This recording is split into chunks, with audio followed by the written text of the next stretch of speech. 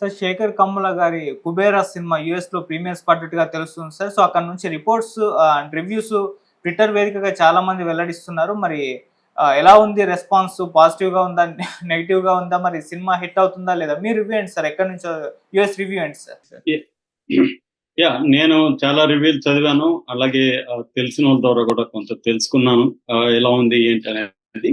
So యాక్చువల్‌గా ఏందంటే 'కుబేరా' అనేది మొత్తం పాన్ ఇండియా మొదటి పాన్ ఇండియా శేఖర్ కమ్ముల సినిమా. శేఖర్ కమ్ముల చాలా హంబుల్‌గా స్టార్ట్ అయిన వ్యక్తి. 'ఆనందం' సినిమా దగ్గర నుంచి మెల్లమెల్లగా ఎదుగుతూ వచ్చాడు. 'హ్యాపీ డేస్', 'లీడరు', 'గోదావరి', 'ఫిదా', లేటెస్ట్ గా 'లవ్ స్టోరీ'. దాని తర్వాత చాలా గ్యాప్ వచ్చింది. ఆయన మొత్తం కెరియర్ లోనే ఇది biggest budget cinema. So pre release theatre business కూడా బాగా చేసిందని చెప్తున్నారు. ఆంధ్ర, తెలంగాణ కలిసి 33 కోట్లు, తమిళనాడు 18 కోట్లు, కర్ణాటక, రెస్ట్ ఆఫ్ ఇండియా 50 కోట్లు, వరల్డ్ వైడ్ బిజినెస్ వచ్చి 65 కోట్లు, టోటల్ గా 166 కోట్ల థియేటర్కల్ బిజినెస్ చేసిందని, అట్లాగే అమెజాన్ ప్రైమ్ కూడా దీనికి మంచి రేట్ ఆఫర్ చేసిందని చెప్తున్నారు. సో ఈ నేపథ్యంలో దీనికి ప్రీ రిలీజ్ బజ్ అనేది రాలేదు. పాటలు కొంతవరకు హిట్ అయినా కానీ దీని మీద బజ్ రావాల్సినంత రాలేదు.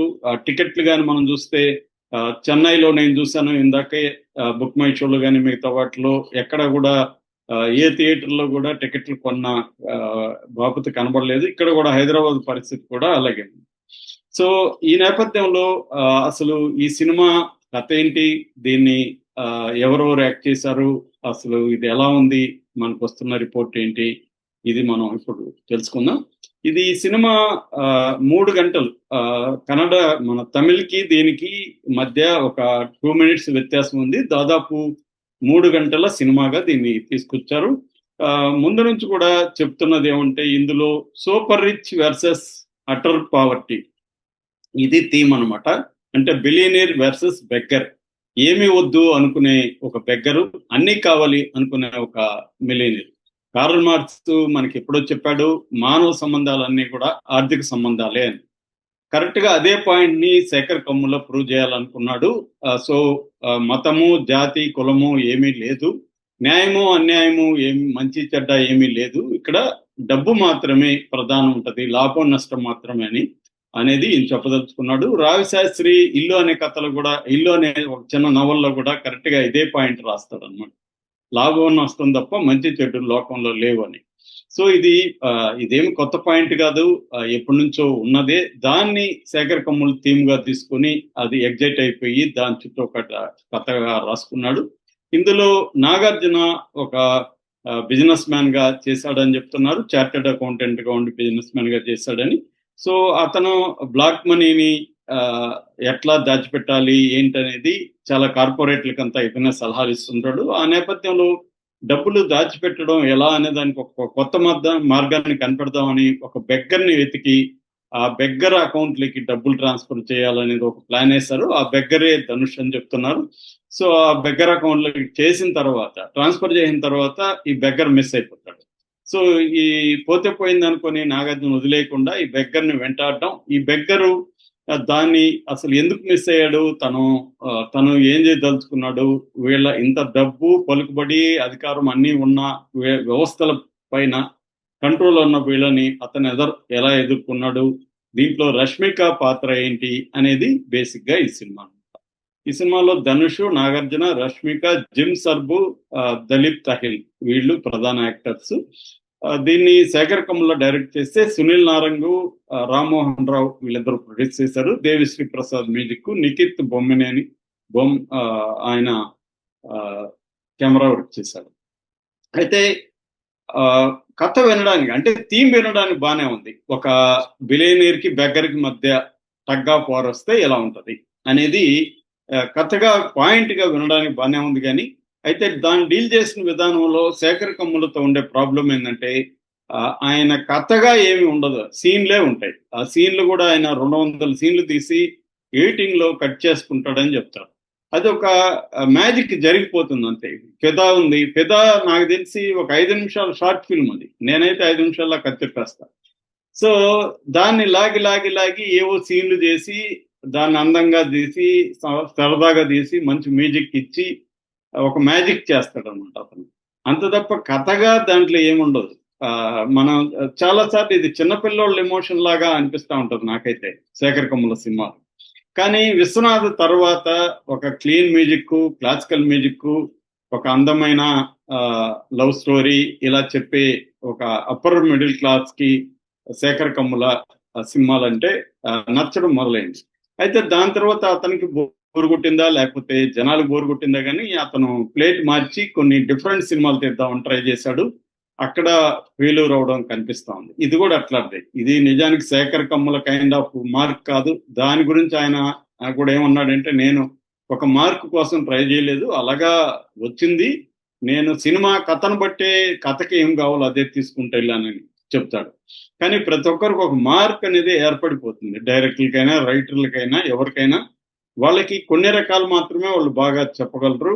ఇంకొన్ని రకాలు ట్రై చేసినప్పుడు ఎవరో కొంతమంది మాత్రమే వెర్సటైల్ డైరెక్టర్లుగా ఉంటారు తప్ప అందరూ అన్ని రకాల కథల్ని చెప్పడం కష్టం అన్నమాట. శేఖర్ కమ్ముల కూడా అదే, తన జాన్రా కానీ ఇట్లాంటి ఒక కథను తీసుకొని ఒక దీన్ని బిగ్ బడ్జెట్ లో తీసి ట్రై చేశాడు. కానీ అది బోరింగ్ గా స్లోగా నడవడం, బోరింగ్ గా ఉండడం, తర్వాత కొత్త పాయింట్ అని ఆయన అనుకున్నాడు కానీ super rich and versus utter poverty అనేది జనాలకి ఇది పాత పాయింటే. ప్రతి ప్రేమ కథలు కొన్ని వందలు వచ్చాయి. రిచ్ అబ్బాయి, పూర్ అమ్మాయి, లేకపోతే వైస్ వెర్సా, ఇలాంటివి కొన్ని బ్లాక్ అండ్ వైట్ నుంచి మనం చూస్తూనే ఉన్నాం కదా. పేద రాజు పేద, ఆ థీమ్ అనేది very very old theme.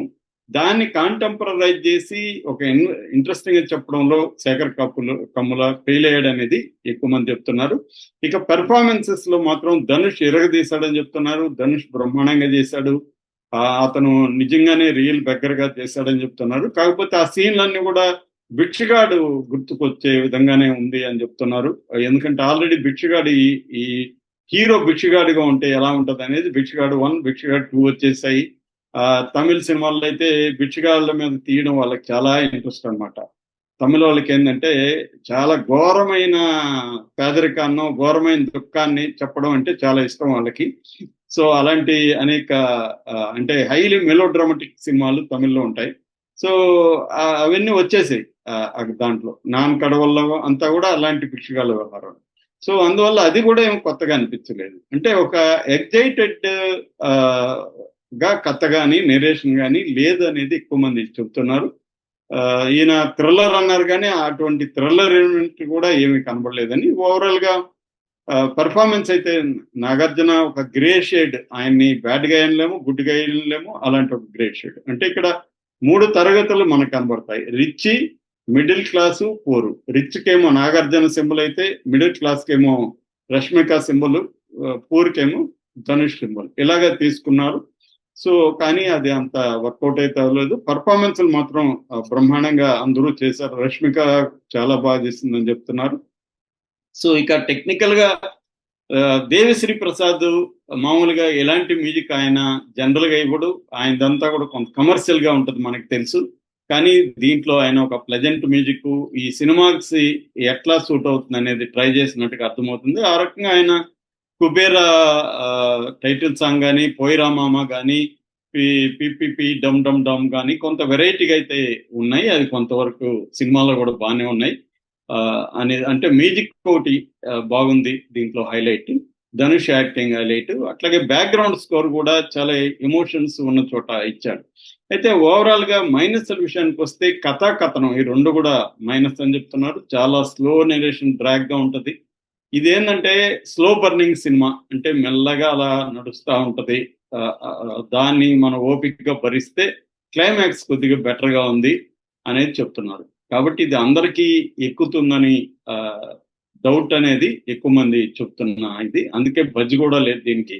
Even Dhanush కి మామూలుగా అతను మంచి ఫామ్ లో ఉన్నాడు.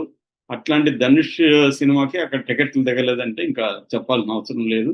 ఇక్కడ నాగార్జున ఫామ్ లో లేడు, ధనుష్ కూడా ఏమీ అంత ఇది లేదు. జనరల్ గానే వాతావరణం, యుద్ధ వాతావరణం, డబ్బులు ఒక పక్క కరోనా వాతావరణం, డబ్బులు ఖర్చు పెట్టలేని అర్బన్ కన్జంప్షన్ తగ్గిపోవడం, ఇవన్నీ కూడా థియేటర్కి వెళ్ళి జనం చూడాలంటే ఏదో ఒక పెద్ద ఎగ్జైట్మెంట్ ఉండాలి. అటువంటి ఎగ్జైట్మెంట్ ఏది ఈ సినిమాలో లేదని చెప్తున్నారు. ఓవరాల్ గా ఇది నెగిటివ్ రివ్యూగానే మనం భావించవచ్చు. Okay sir, thank you so much.